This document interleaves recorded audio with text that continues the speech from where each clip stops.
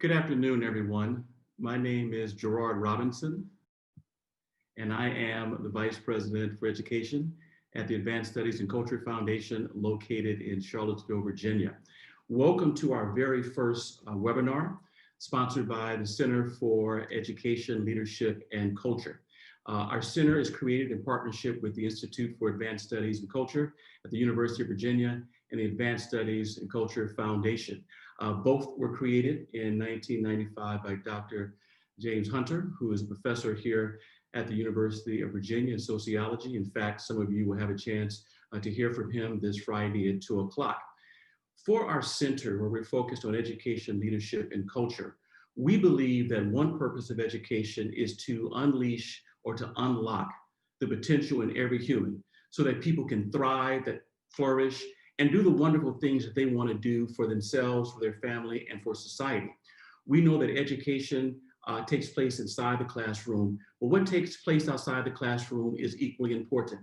What Dr. Hunter and those we work with have shown us for over 3 decades, that institutions, networks, friends, adults, and other type of influences have a great role in influencing the moral formation of young people. And today we're going to have an opportunity to speak to 3 panelists who are going to talk about their work, about their role in education, and to focus on the theme today, which is education and the good. And we believe that education is good for the reasons that I mentioned, but we also think we need to go and gather what people have to say. And so at the Institute, we were able to partner with Gallup, and we gathered data from 3,000 parents and 3,000 teens who were in 10 different type of learning ecosystems: public schools, private schools that were independent, as well as those religious, those who were homeschooled, those who were innovative institutions. And we were able to identify some very wonderful findings, which we will talk about today. And all of them focus on what we as adults can do to prepare young people for basically assuming positions of leadership, not only in our public and private institutions, but in their homes, in their traditions, and in their faith communities. And so with me today are 3 people. First I will introduce is Danielle Allen, who is the director of the Edmond J. Safra Center for Ethics and the James Bryant Conant University professor at Harvard University. She studied political philosophy and knows a great deal about education, civics, and the values that we discuss. We have Eric Hanushek, who is the Paul and Jean Hanna Senior Fellow at Hoover Institution at Stanford University. He's a leading economist on the link between economics and education, and he and I have had a chance to work together for years on some other projects, so glad to have him here as well. And I'd also like to introduce Sarah Brown Wessling, who is an English teacher, Johnston High School in Johnston, Iowa. She is a national board certified teacher. She serves on the board for that very fine nonprofit organization, and she's also the 2010 winner of the National Teacher of the Year Award. All of them know education in very interesting ways, some that collaborate, some that walk different lanes. And part of our discussion for our very first event here at the Center for Education, Leadership, and Culture is to have a dialogue, because we believe that is important. So let me first welcome all of you to our first seminar and say thank you for joining. So, thank you. People can read your bios and heard a few things from me about you. I just want you to give all of us just a little more personal information about you and how and maybe what influenced you to get involved in education and the good as we know it. So Danielle, I'll start with you first. Well, I think I'm very fortunate to have acquired a love of learning from my family, and that's true from both sides of my family, mother's and father's side. So I grew up in a household of books. In 5th grade, I ran a lending library for my classmates out of the books in my bedroom, and started tutoring from probably 8th grade on. So I've sort of been a teacher for a long time, I guess, just as a natural course. And I think the thing that is perhaps relevant to this conversation is that over time, as I was quite fortunate to have educational opportunities at places like Princeton and Cambridge and Harvard, I found myself always also wanting to contribute to educational experiences for young people in urban settings. So while I was an undergraduate at Princeton, I tutored. When I was a graduate in England, I tutored for refugees from Somalia. And in Princeton, it was sort of students in Trenton and so on. And so I've always sought to take the best of education as I've experienced it and had it offered to me, and to be able to expand that chance to the broadest possible group of students I could get to. Thank you. Same question for you, Eric. Well, I have a strange journey into studying education. Have been trained as an economist, and while I was doing my PhD studies in economics at MIT, one of the primary tasks is deciding what you're going to write a thesis on. And I had no idea as I was going along until during the middle of my courses at MIT, something called the Coleman Report was produced in the United States. And the Coleman Report was really the first major quantitative study of education and how various factors influence student achievement and outcomes. And it had the surprising conclusion that schools didn't make much difference, that the only thing that mattered was parents and the peers in the schools. I thought this was kind of crazy, that if we're spending all of our time and effort and the amount of money we spend on education and the schools don't make any difference, how could this be? And so I sort of snuck into the back of a Harvard faculty seminar to try to understand what this Coleman Report was all about. And that sort of launched me into studying education. I think it, as I say, kind of accidental, but I've been doing it for a long time now. So I guess I could say that I had planned it all, but that's not true. And I've been looking at various aspects of what determines outcomes of schools and how do outcomes of schools and education more broadly affect individuals in the economy when they leave school. And so that's been my view of the world. Thank you. What about for you, Sarah? Yeah, well, it's nice to be here. Thank you so much for including some teacher voice in this conversation. I am, like you mentioned, a high school English teacher. I just started my 23rd year in the classroom.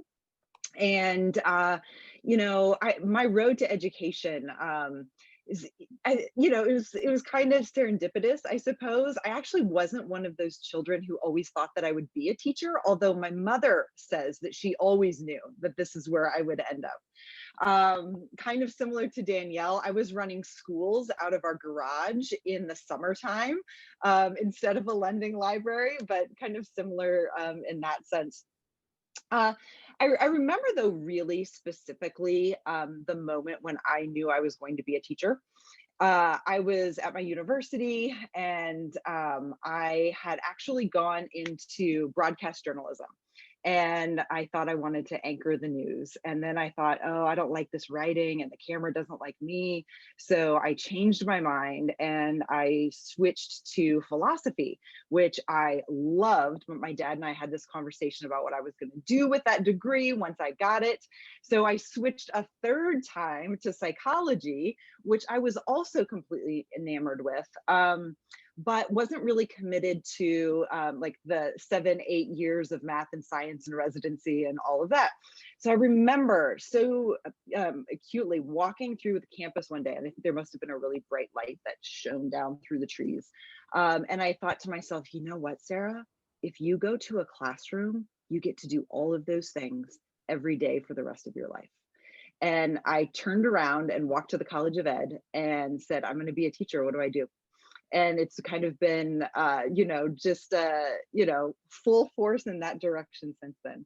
So, in addition to the classroom, I'm a hybrid teacher, which means that I spend part of my time there and then part of my time working with teacher leaders around the country for the other half of my days. Thank you. And what's so interesting about each one of you is that it feeds into why we have a center focused on education and the good. Danielle shared with us that she comes from a home where two parents believed books were important, and she was involved in the same thing. And we know from research that parents who expose their children to reading early it plays a great role in what they call closing the word gap or the literacy gap between poor, middle class, and upper income families, and also the importance of being a tutor and being involved in after school programs. She did some on both sides of the pond. Eric, what you provided was a great example about the importance of a report. The Coleman report was important to you. It helped shape even conversations today about families and communities. I think one report that influenced me was A Nation at Risk and what that meant for American schools and what we can do. And then you with Sarah, talking about the importance of saying, maybe I'm not going to be a teacher, but your mom saying, you know what, I've got some vision. I'm going to speak this into your life. And in fact, if memory serves me correctly, you come from a long line of teachers. And so it's not only in your DNA, but you chose to use it as an important way. So when we get to the subject of education and the good, and Danielle, I'll start with you again. You have written a great deal of work, articles and books related to the Constitution, the Bill of Rights, what our founding documents look like. You've also talked about Brown v. Board of Education. You've talked about education in general. When you think of education and the good from your research on political philosophy, understanding civics, how do you share your work and ideas with people who want to understand more about it from the lane that you walk? Well, I think there are two parts to your question. I hear a question about the argument. What is the relationship between the education and the good? And then I also hear you asking a second question about how can we make any kind of vision about education and the good real in the world. So the first question for me has a very basic answer. I take education to be at the core of human flourishing. We are creatures who learn. That is in our nature, however given, however made that nature may be. And our flourishing depends on the fullest possible development we have of that learning capacity. So education in that regard for me is about unleashing human potential. That is partly about helping people find their individual passions, their purposes, helping them develop in the direction of a purpose-driven life. It's also about helping people understand their vocational possibilities. We all have to secure means of survival, and that's a necessary part of education. And then thirdly, along with the existential and the vocational, for me, it's always also about civic purpose. That is, it is together, we are learning creatures as a society, and we fulfill a part of our learning nature through our civic participation. So I see all three of those aspects as fundamental to the value of education, to the relationship between education and the human good. There's a lot to be said about the practical realization of those goals. To some extent, it's about, for me, centering reading, centering close study of texts and engagement with philosophy, really ensuring that we shore up the existential and civic foundations of learning. I think we're pretty good as a society actually understanding the vocational components of learning. I think we're weaker on understanding the existential and the civic components of learning. We'll definitely come back to the existential and civic. Sarah, what are your thoughts? Same question for you about your lane that you walk, education and the good. Yeah, I love this phrase, education and the good, because I think it is broad enough that we can find, these different pathways into it. When I think about what education and the good means for me in the classroom, I think it's about creating spaces where everyone has the potential to become self-actualized. And I think, in a lot of ways that's, echoing what Danielle was saying. But I think that, theoretically, certainly that's what we want. And then I think there's also the practical component of that, right? So as teachers, the incredibly complex work that it takes in order to see every student individually, in order to see things in every student they don't yet see in themselves, for teachers to think oftentimes not just about educating the child, but educating the whole family. I think all of those things become just, incredibly important as we're thinking about what this means. And certainly that also means that everyone has to have access to this. So if education is to be good, it really does mean that everyone needs to have access to high quality teachers. They should not be food insecure when it's time to learn, or any time at all, and certainly not when it's time to learn. They should feel safe, cognitively, emotionally, physically, when they are in these spaces that we hold really sacred. Thank you. Eric, same question for you, the lane that you walk.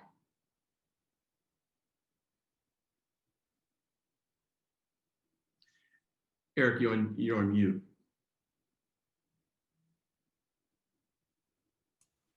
Sorry, I should know that by now. As I say, economists are rather small think people, and I'm impressed with the larger visions that both Sarah and Danielle have. Economists recognize the importance of the sort of civic moral side of education, but have focused much more on how education fits into where people will be in society, and a little bit into what Sarah said about giving people access to the world and to the economy. The recent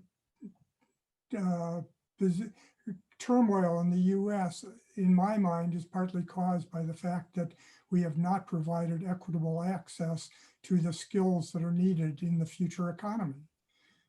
At some point in the past, we were an agrarian economy, and there the valuable thing was the land that you had and access to land. And then we became a manufacturing economy, and it became much more about production processes and how we organize those. But it's clear that the US and much of the world is now based on a knowledge-based economy. And I want to see that all of our citizens are able to participate in the modern world and be internationally competitive. Frankly, what drives me a lot is that US students are not being competitive internationally, and that the future of the US, first its economic future, but also its leadership role in the world, is going to be affected by the fact that our citizens are not up to the task. And so that's what drives me a lot. Drives me a lot. And for those of you who see me getting up or stopping the video, for the education and the good, I'm trying to stop the sun from coming to my face, but that's a window I can't control. So I'll work on my tan a little more while we're on this call. You look good with sunshine on you, Gerard. Don't worry about it. Thanks a lot. So Sarah, you've been in the classroom. You've given us really good information about education and the good. Danielle talked about some of the political existential threats that we see that impact education and the good, and Eric, and we'll go to him later about a great article that he's published recently about international education and the impact of COVID. What can we, as people who aren't in the classroom today, what can we do to support you and other educators in addressing the existential threat, if you think there's one? And are there some things that we can do to better prepare ourselves, students domestically, and to also look at some international challenges Eric raised? Yeah, I think one of the things that I kept thinking about as I was listening to Eric talk, certainly that we understand that we are in a knowledge-based economy, and in order for us to be competitive, we have to be able to teach our students how to think, right? We have to be able to teach them not what to think, but how to think. And the way to get there is really complex. And I think one of the things that folks outside of school that I would really challenge to think about is the way we assume assessment is going to do the work. So a lot of times people outside of education, we have these conversations about making sure that we have students who are competitive. And a lot of times, and not Eric didn't say this, but a lot of times in general, these conversations are followed up with, plans for assessing. And using those measures as some way to ensure that we're getting where we need to go. The thing is this, of course, assessment is essential to the learning process, but it also is true that in so many classrooms, the assessment takes so much time that there is no time to do the actual teaching. And I think we have to really contend with some of the things that we think we value about education, and then the unintended consequences of those things. If we really want our students to be competitive, then we have to create more flexibility. We have to create opportunities we have to trust our teachers to do the work of really meeting students, one at a time, and being able to walk them through this cognitively complex space that we want them to enter into. Thank you. Danielle, you have an opportunity, you're a professor at Stanford. You would work with students who some would say are some of the best educated students in the country, if not the world. They come to you with different skill sets, different experiences, but they're there to learn.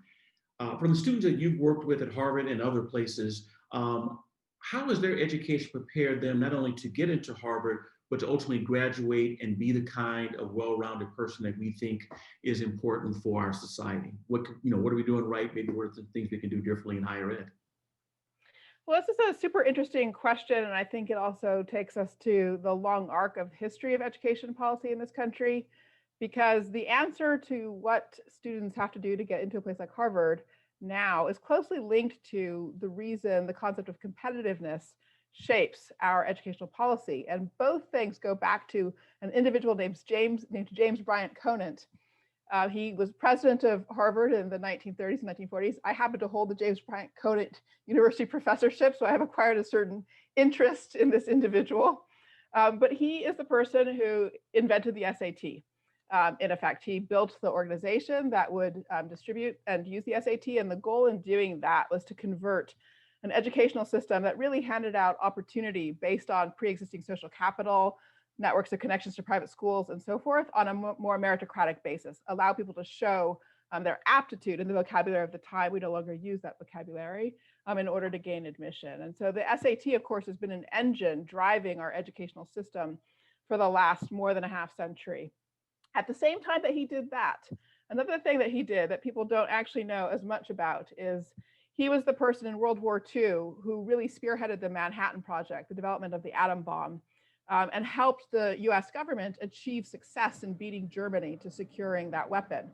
Now, the reason that's important is because achieving that required a kind of tight nexus of connection between the federal government and research universities.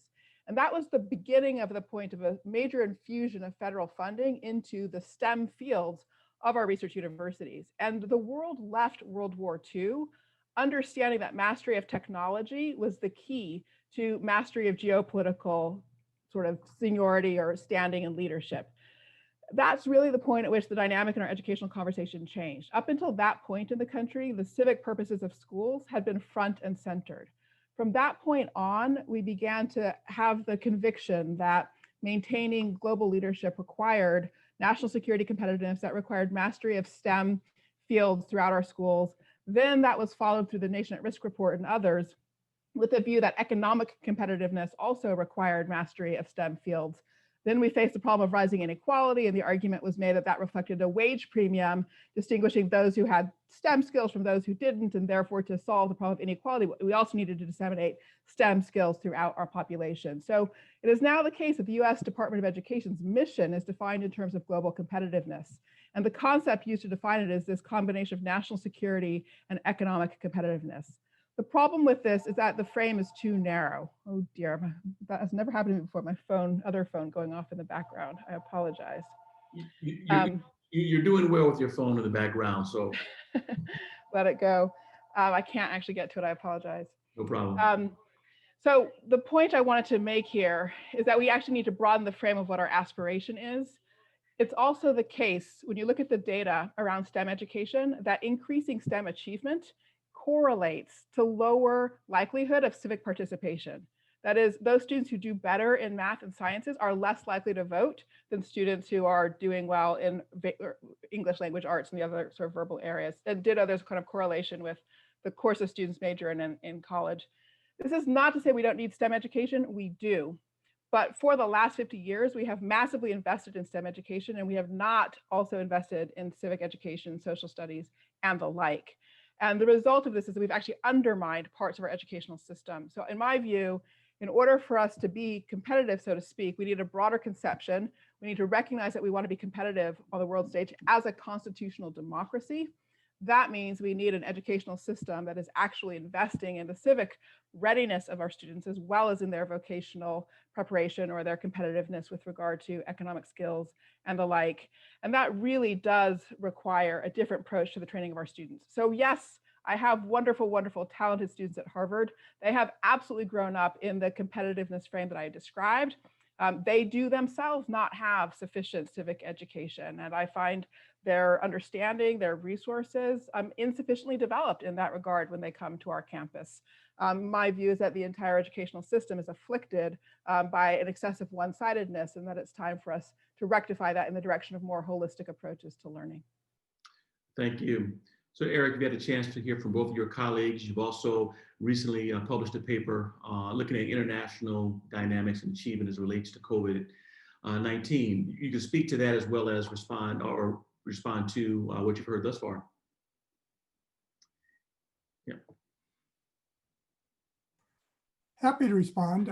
I actually agree with Danielle that we seem to be losing a bit on the civic side of our education.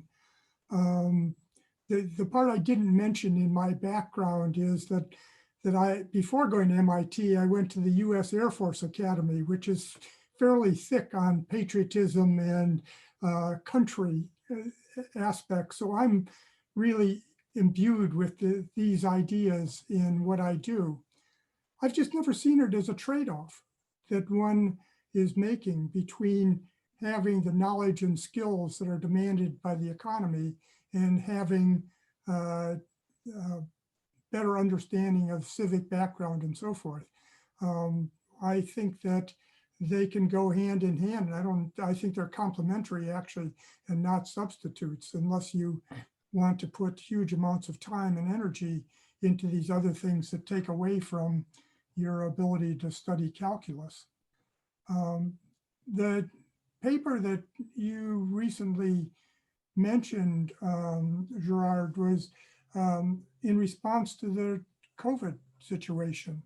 We closed down schools for 3 months or so, starting in the middle of March in most places.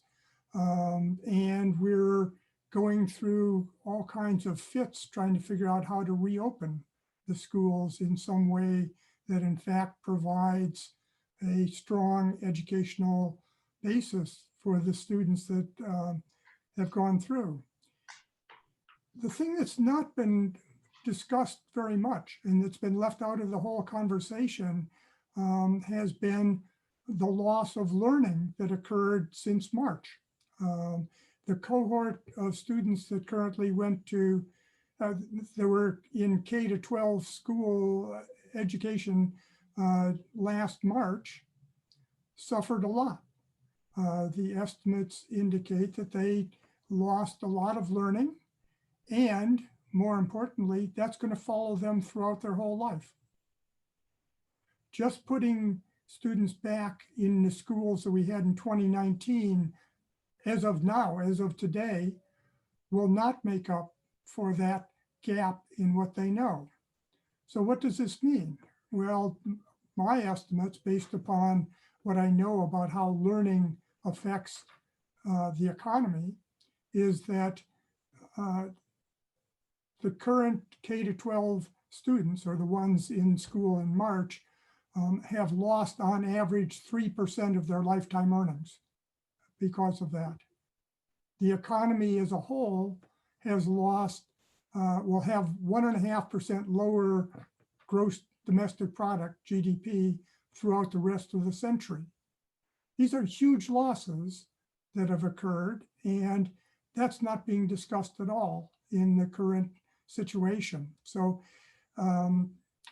I'd like to fine tune some of the things that Danielle talked about, and I'd like to not worry about testing and assessing students and so forth, but I'm just suggesting that from what we know and the impacts of these things, we are talking about huge losses that are much larger than the current unemployment.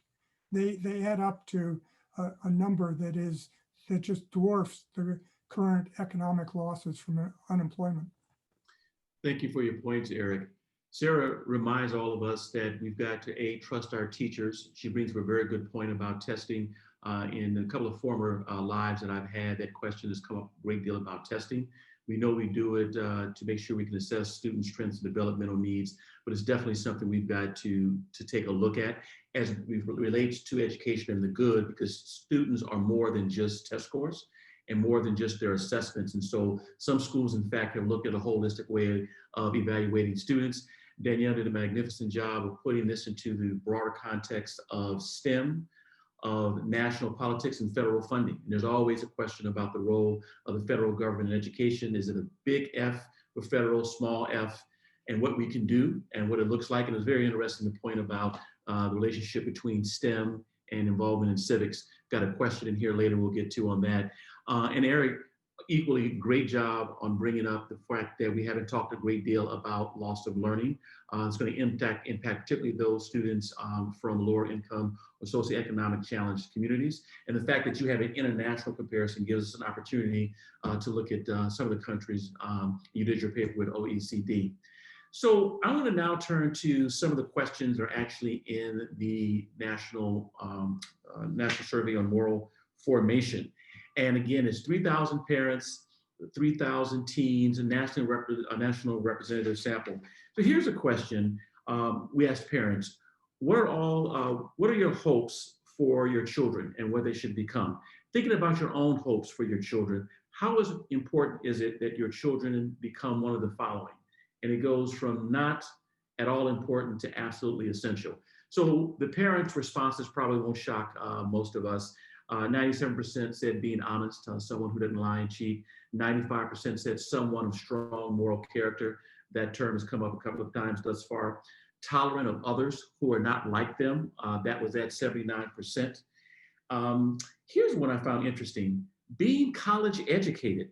57% of the family said absolutely essential or very important, but 43% said either not important at all, not very important, or fairly important. So we'll come back to that. And the last one is really interesting. 46% of the parents said a person of strong religious faith, whereas 37% said not at all important or not very important. So those are just some of the ones that I wanted to put on the table just to get your response on what you think.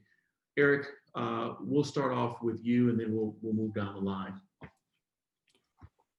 Well, the part that I really liked about your survey is that it gives you a chance to link parents and kids. And what I like about your center in general is the role of culture, because culture is really important. And you can see that parental attitudes then filter into kids' attitudes. So it's not in that question, but it's in the linkage of them. The part that I sort of was concerned about was that as I traced through your questions, views on that Danielle brought up of civic responsibility, of patriotism and so forth, were stronger in the parents than they were in the kids. And that's not been carried through. I think that the schools have a role in that. I think the parents have an awfully large role in that. And somehow we're losing out there on what our society will look like in the future. So I'm on Danielle's side in the sense that I think that our society won't look as nice as I remember it, as I think of it, being one of the people in the parents category. Thank you. Danielle, thoughts about the points that just raised with parents' views for their kids? I'm not surprised, but I do think it's really important data and really important to share the story of parents' aspirations. I think a damaging element of some efforts to address educational inequities in the last couple of decades has been the suggestion that some parents don't support achievement, or that there's sort of peer effects that push kids away from achievement. I really admire the work of a sociologist at Duke named Angel Harris, who wrote a powerful book called Kids Don't Want to Fail. And that book, just as with your data, tells a similar story. Neither kids nor parents want to fail. Aspiration really exists in significant quantities, measurable quantities throughout our society, in poor contexts and well-to-do contexts. And those aspirations really are remarkably similar across those contexts for moral achievement and for honesty and integrity and in personal values, but also for academic achievement. So I would have cut your data on the college piece slightly differently, in all honesty, Gerard. You put the fairly important to the negative category. I would have put it in the positive category. And then I think your presentation of that specific data point would probably ring a little bit different. Okay, thank you. Sarah, your thoughts? Yeah, I was really fascinated thinking about the results, especially as a parent of 3 school-aged, students myself. I think what's interesting is that so many of these qualities really intersect. So, for example, if you really value honesty, then I think you have to value tolerance and you have to value open-mindedness. And those are some of the other qualities that were in the response options that kind of, landed differently for parents. And so it makes me very curious to wonder, like, if parents are seeing the connection between some of this knowledge and some of this civics work and things like, being open to new ideas, being tolerant, and seeing the connection between that and what it does mean to be honest. Because I don't think honesty is as black and white as it appears, right? I don't think that the truth is so relative, based on the perception of the person who's telling it.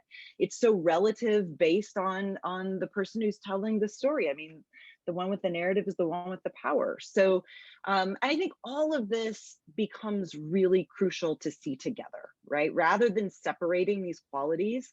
And I think certainly in the classroom, that's what our job is, right? Our job is not necessarily to separate these, but to really recognize their intersections and their reliance on each other.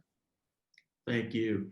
Is there one way or several ways that all of you think we can better do as higher education institutions, K-12, as scholars, as people involved in education? Is there something that we can do to better engage families in the education of their children, whether it relates to tolerance, whether it relates to honesty, whether it relates to college education or religious values? Or do you think that's something that families really can't influence maybe as much as schools? I think families are essential. And I think if families don't see themselves represented in the schools that their children are going to, it's very difficult to become involved.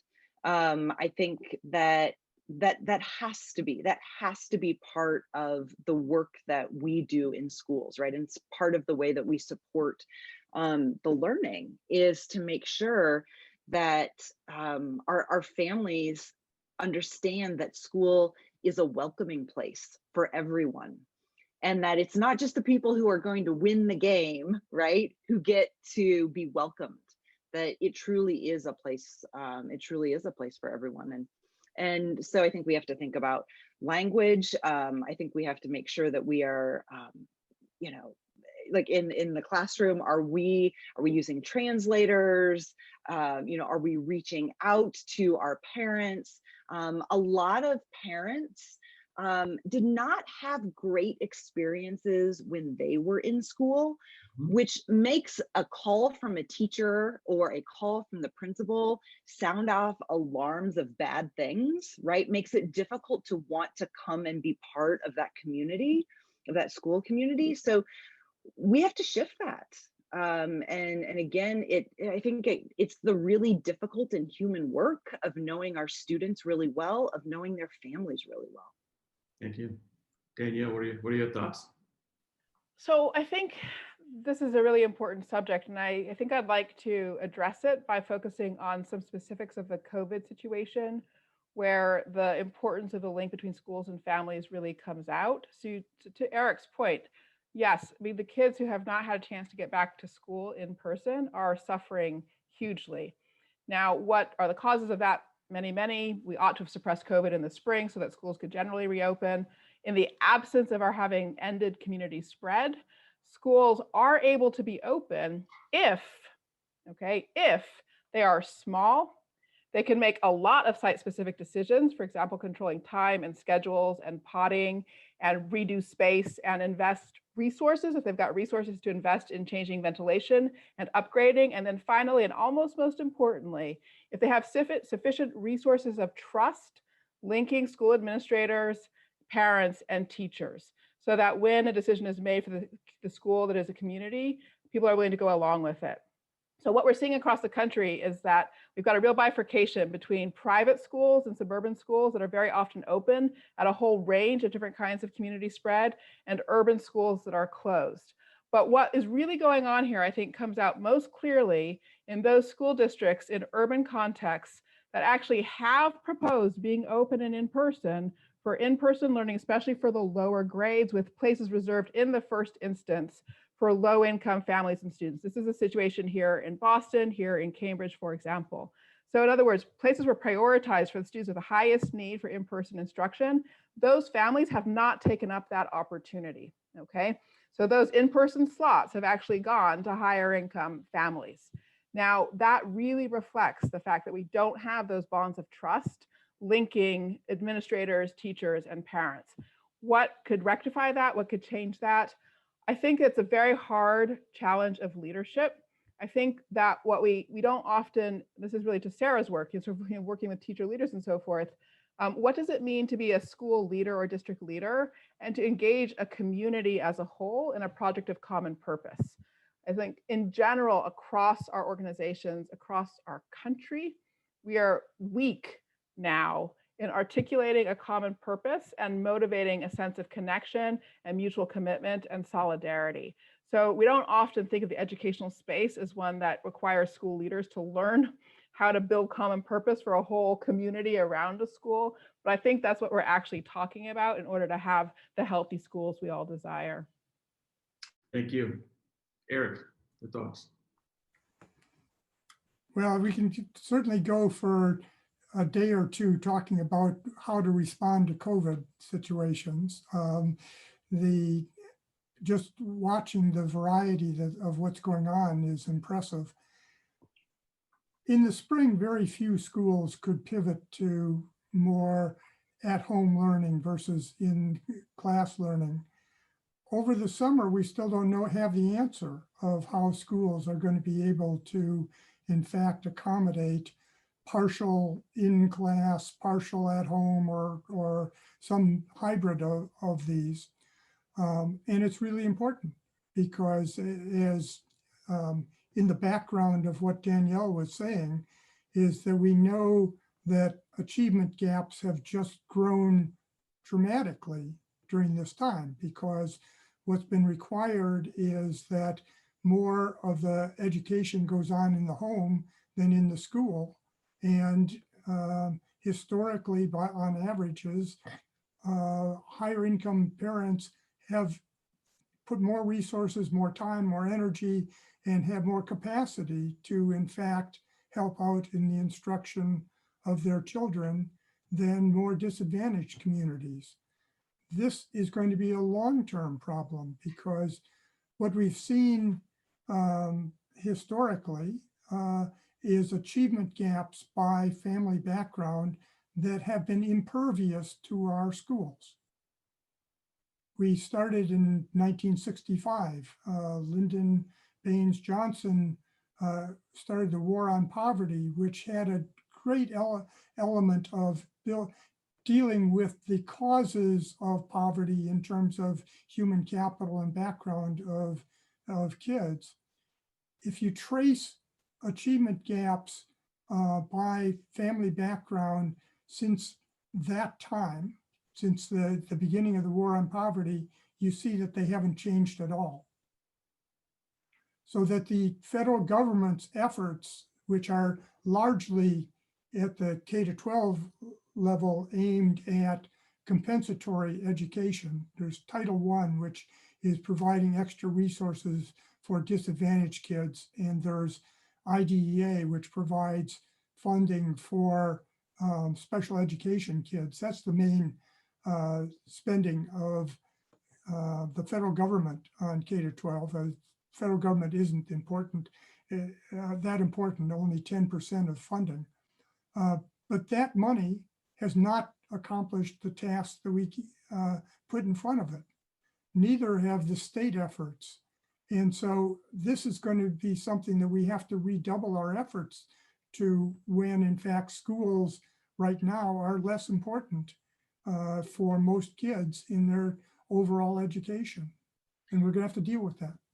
And definitely any conversation about education and the good will include conversations about money, how we invest it, where it matters. We know state and local governments spend most of the money, 10% definitely from the federal government, and at least in over 33 states, education K-20. In some instances, pre-K-20 is the #1 line item in a governor's budget. So those are all points worth taking. I've got another question for you, and this is from a response from the 3,000 teens. Thinking of your hopes for your own future, how important is it to you that you become one of the following of these as an adult?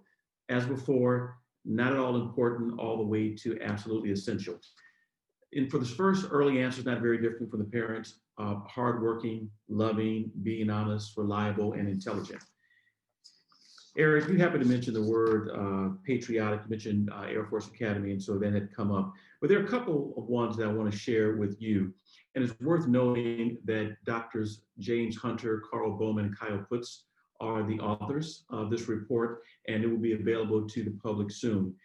One question for students: interested in art, literature, and history.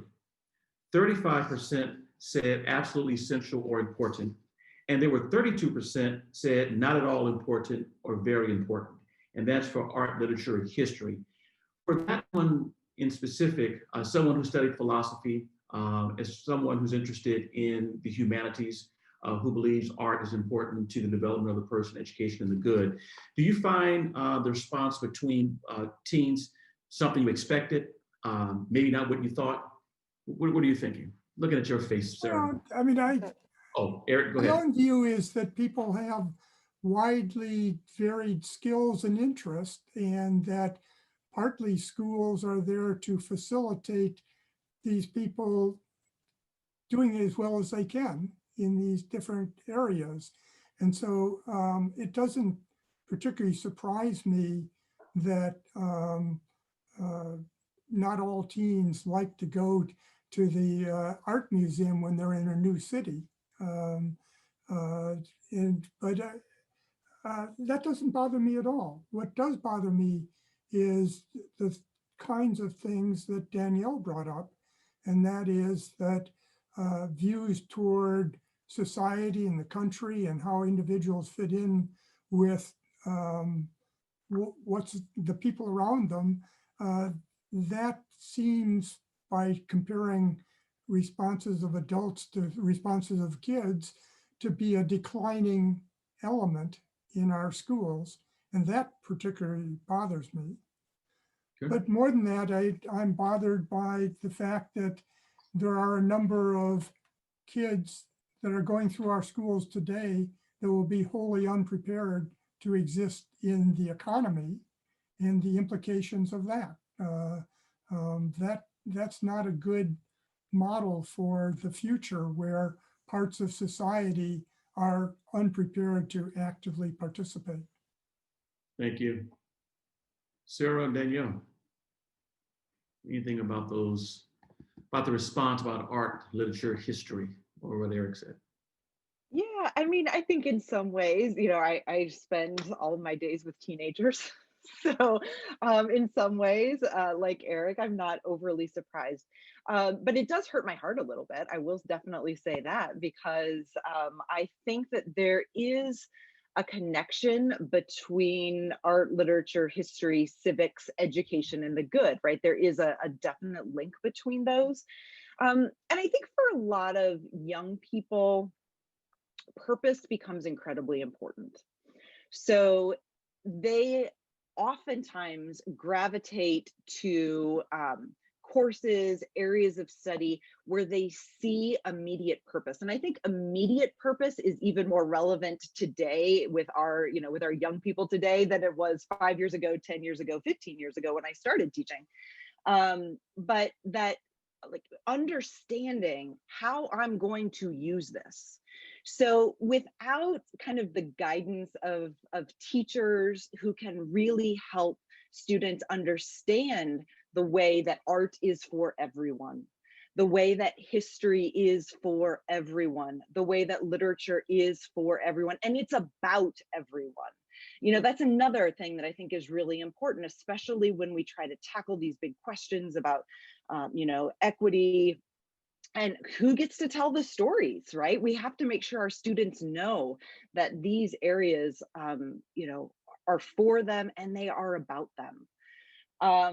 I also think that it's important to kind of bring into this conversation, we talked a lot about the, gaps and achievement gaps. And, certainly as educators, we are very closely monitoring that and thinking about that right now.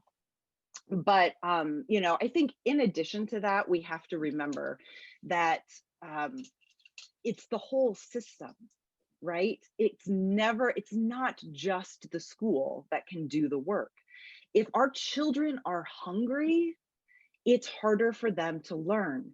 If families do not have access to Head Start and pre-kindergarten learning and experiences, it is harder for them to learn.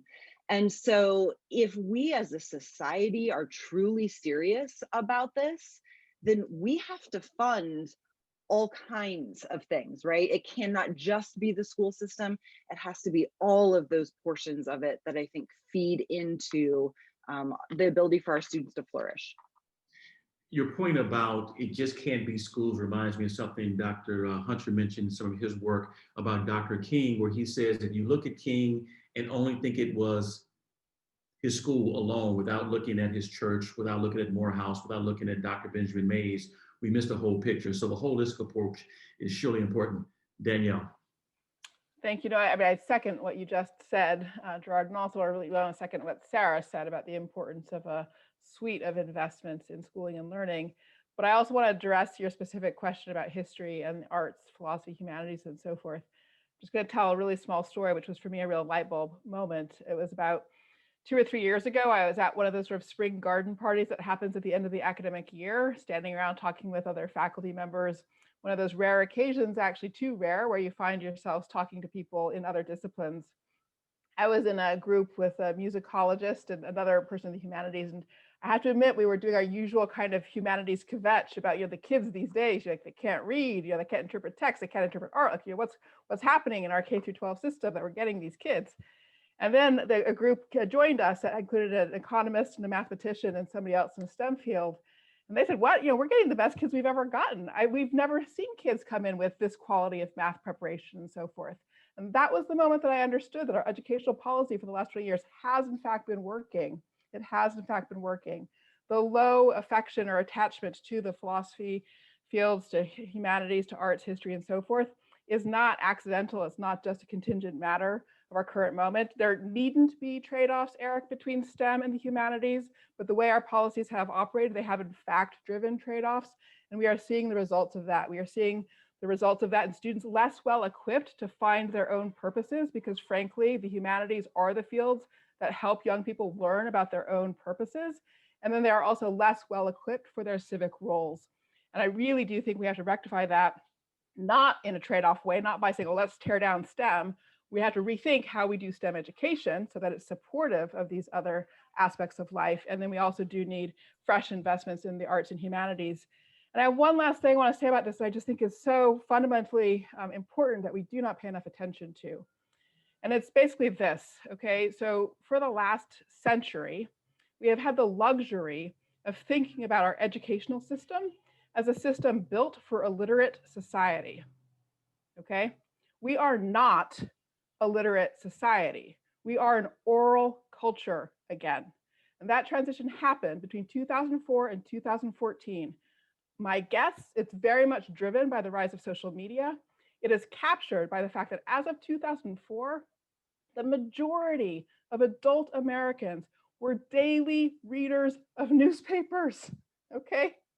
Now, it is a minority of adult Americans who get their news by reading a newspaper in a daily fashion. And I don't mean by that print, I mean, it could be online, digital, whatever, but by reading on a daily basis, okay? That is now a minority of American adults. Our literate culture is a minority culture.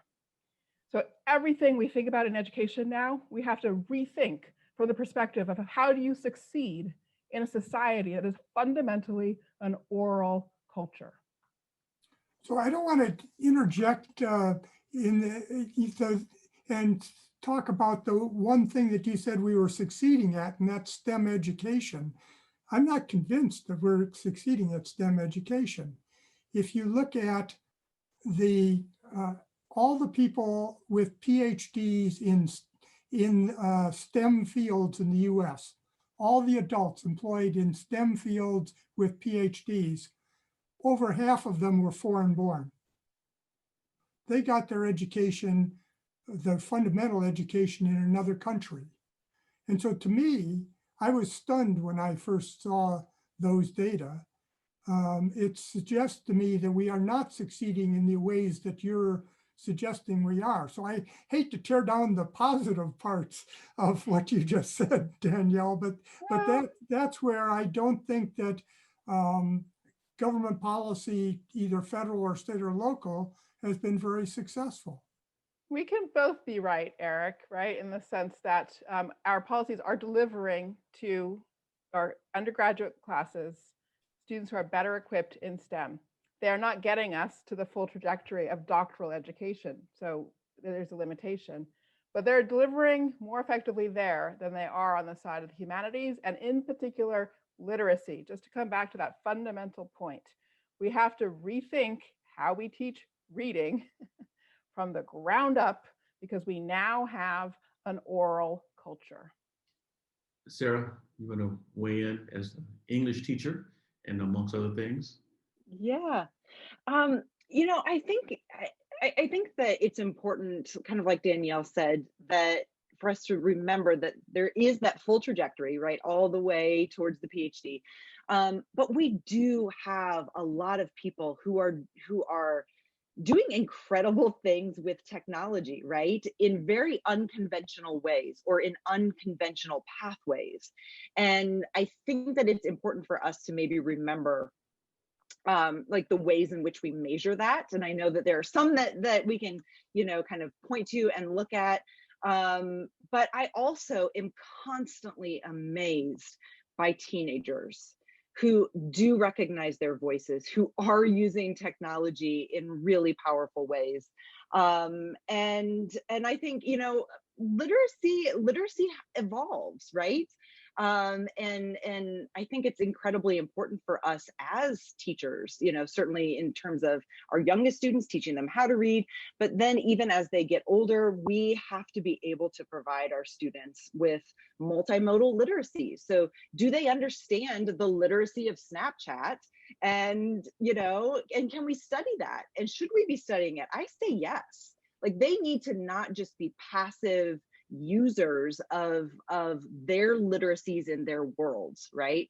We need to be able to help them kind of understand the ways in which they are interacting in their literacies, and then also help apply that to some of the more, I think, traditional ways that we also really value, complex text, difficult texts, reading closely, all of those kinds of things.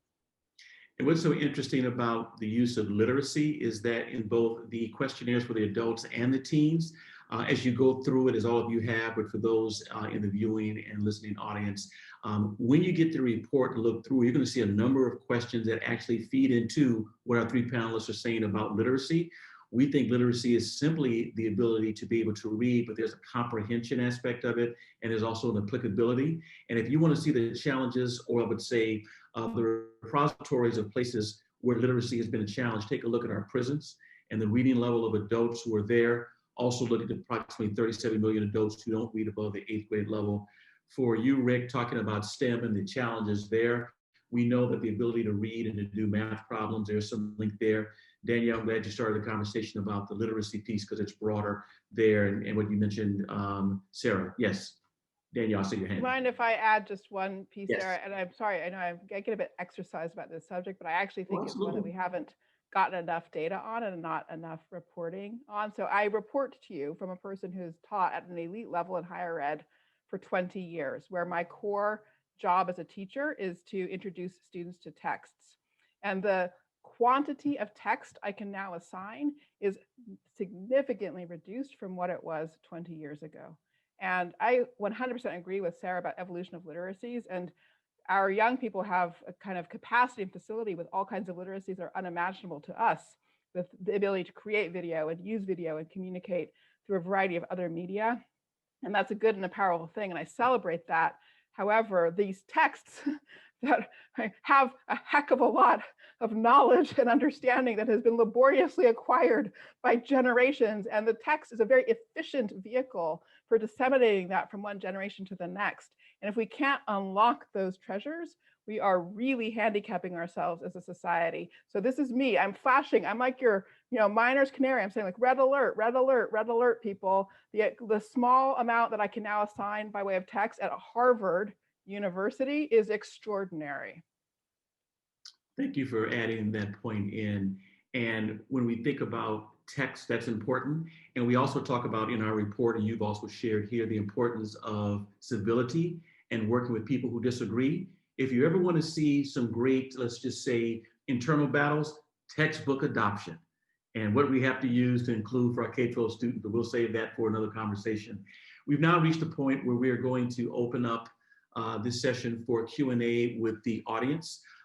You can raise your hand. I also have questions coming to me through another source. I can let you know right now, I simply cannot get to all the questions that are looking online, number of questions that we have, but I'll do the best that we can. The first question I have is from Sarah from Los Angeles. In fact, another Sarah from Los Angeles. She wants to know, what can we do to address the importance of young people being involved in politics? And she says, not just politics for running for office, but the whole political process itself. What can we do? And I'll leave that open to any 1, 2, or 3 of you who want to address it.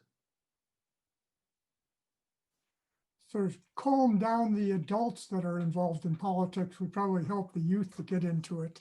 The current state of Washington politics is not something that most people would aspire to participate in. Okay, anyone else? Well, I would commend the policy framework. Sorry, Sarah, I'll be quick this time, I promise. I would commend the policy framework in Massachusetts.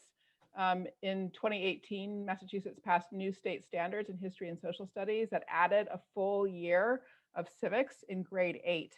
That age, 13, 14, is a sweet spot for connecting to young people's interests and helping them build up the motivation, the knowledge, and the skills necessary for effective and equitable and healthy civic participation. The Commonwealth also, along with those standards, added a piece of legislation requiring that by the end of 8th grade and by the end of high school, every student will have done a student-led, nonpartisan civic action project. So knowledge and action come together in a hybrid form. I think it's a very strong policy framework. And that's for Massachusetts? Got it. Okay, thanks. Sarah. Yeah, I was just going to say, on the level of high schools, middle schools, even elementary schools, we have to create authentic engagements for our young people.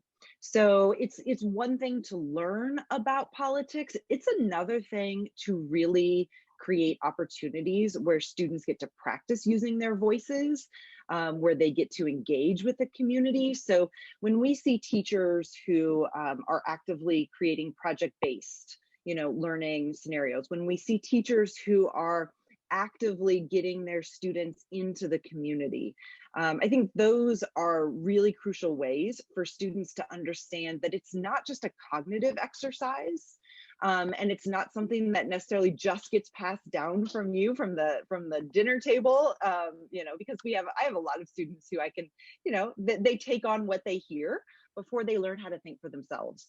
And the best way to do that is to make it actionable and purposeful and real. Thank you. Got a question from John from New Orleans. What is the role of faith-based communities in civic formation? Thank you, John. Anyone can weigh in. Sure, I'm happy to speak to that.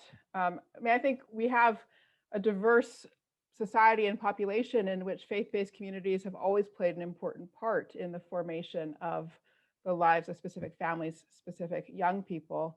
I think the challenge that we face now is to rebuild the capacity of our civil society to generate bridging relationships. So I think that faith communities can do a lot of good for inculcating a commitment to service, a commitment to understanding the world around one and being dedicated to the furtherance of a public good.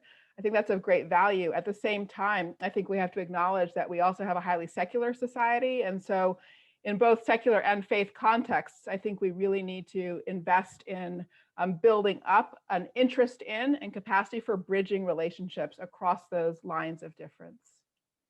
So what I found startling from the surveys that you did and the report that you'll release later this year is the dramatic differences in perspective, views, interest, alignment of people in faith, religious backgrounds and non-religious, secular backgrounds.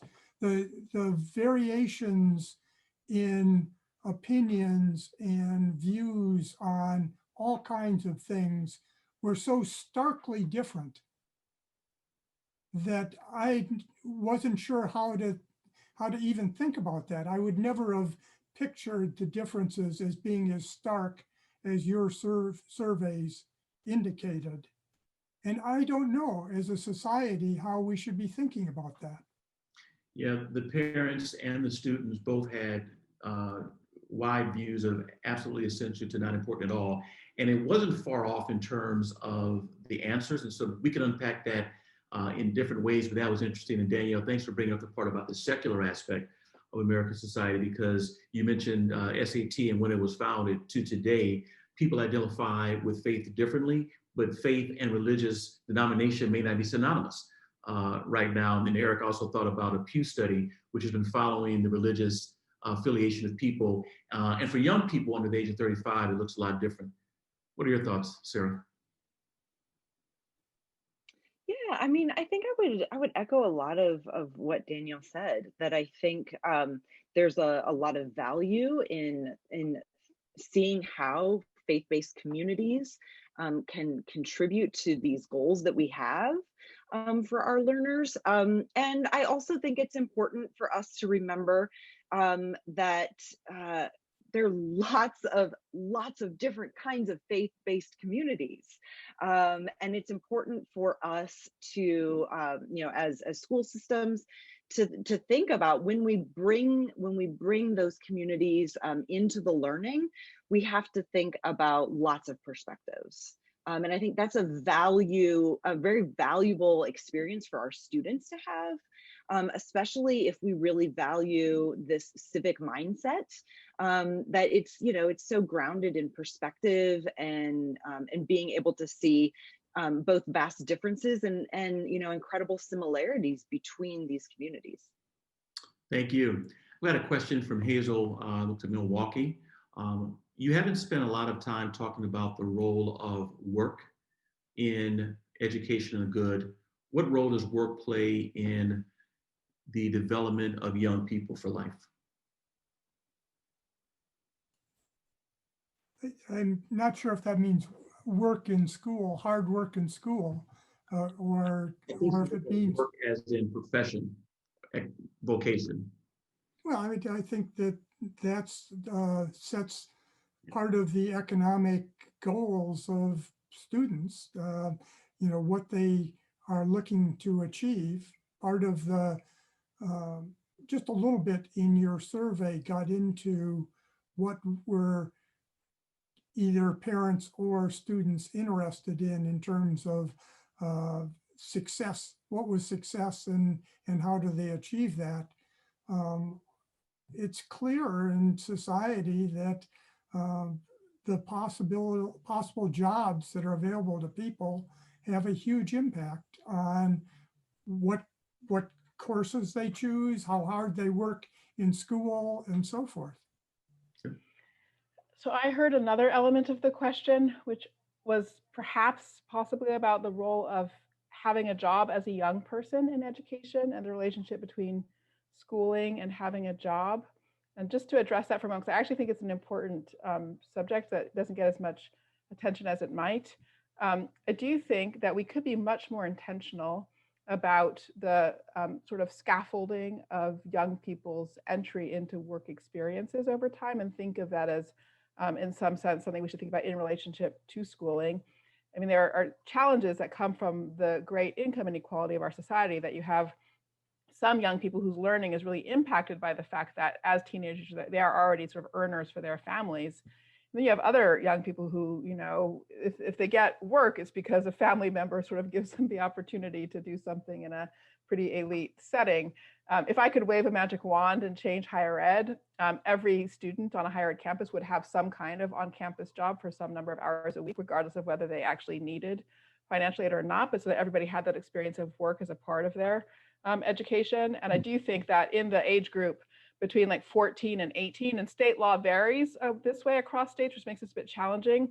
But I do think in the ages between 14 and 18, we could very well assist young people in making the transition to adulthood if we were more intentional about how we scaffolded the sort of increase of work opportunities for them in ways that were complementary to their schooling.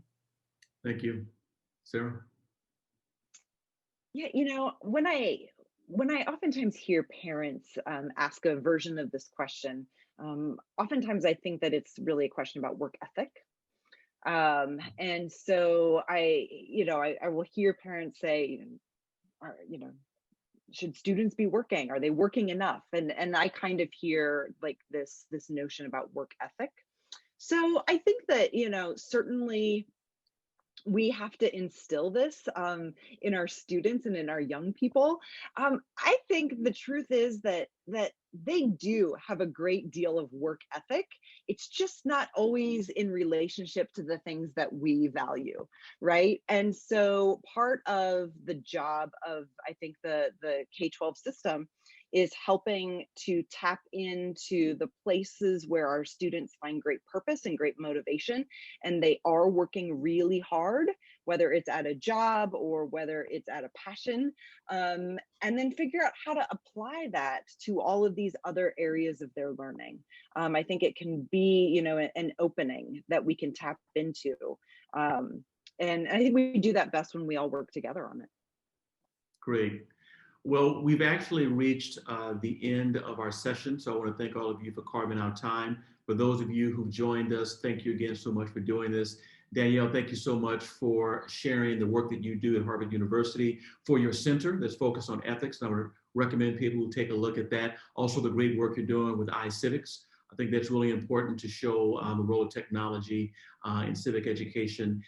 Eric, I want to thank you for your work, your conversations in this, reminding us about the importance of economics, discussing the trade-offs often in policy as a part of what takes place, but also the role of funding, federal, state, and local, and reminding us about STEM and who's actually getting degrees now and who's not, what that can mean for the economic future. And your paper is available on your website, so people can look you up to get a copy of that. Had a chance to watch you live on OECD with Andreas, and it was really good.